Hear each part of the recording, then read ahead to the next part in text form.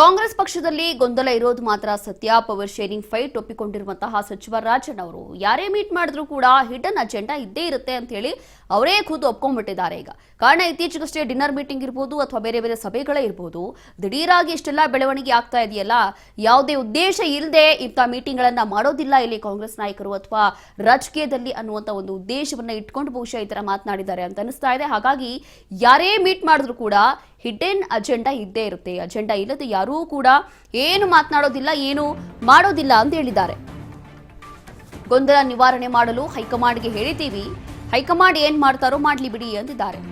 ಬುದ್ಧಿವಂತರು ಒಳ್ಳೆಯ ತೀರ್ಮಾನ ಮಾಡ್ತಾರೆ ಅನ್ನೋ ನಂಬಿಕೆ ಇದೆ. ತುಮಕೂರಿನಲ್ಲಿ ಮಾಜಿ ಸಚಿವ ಕೆಎನ್ ರಾಜಣ್ಣ ಕೊಟ್ಟಿರುವಂತಹ ಹೇಳಿಕೆ ಇದು.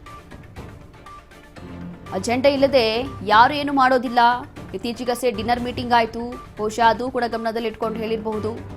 ಇದರಲ್ಲೂ ಕೂಡ ಸುಮಾರು 40 ಶಾಸಕರು ಡಿಸಿಎಂ ಡಿಕೆ ಶಿವಕುಮಾರ್ ಪರವಾಗಿಯೇ ಎಲ್ಲರೂ ಕೂಡ ಸಪೋರ್ಟ್ ಮಾಡಲಿಕ್ಕೆ ಮುಂದಾಗಿದ್ರು. ಹಾಗಾಗಿ ಅಜೆಂಡಾ ಇಟ್ಕೊಂಡೇ ಎಲ್ಲವೂ ಕೂಡ ಮಾಡಿದ್ದಾರೆ ಅಂತ ಹೇಳಿದ್ದಾರೆ ಕೆಎನ್ ರಾಜಣ್ಣ.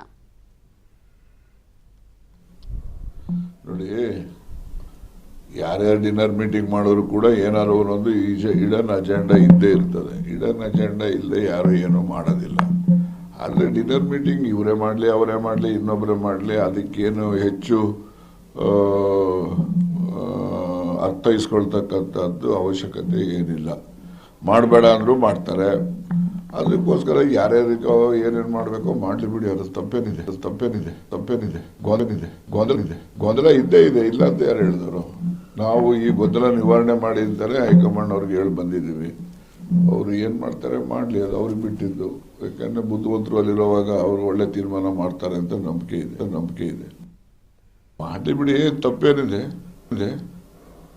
ನೋಡಿ ಯಾರ್ಯಾರು ಡಿನ್ನರ್ ಮೀಟಿಂಗ್ ಮಾಡೋರು ಕೂಡ ಏನಾದ್ರು ಒಂದು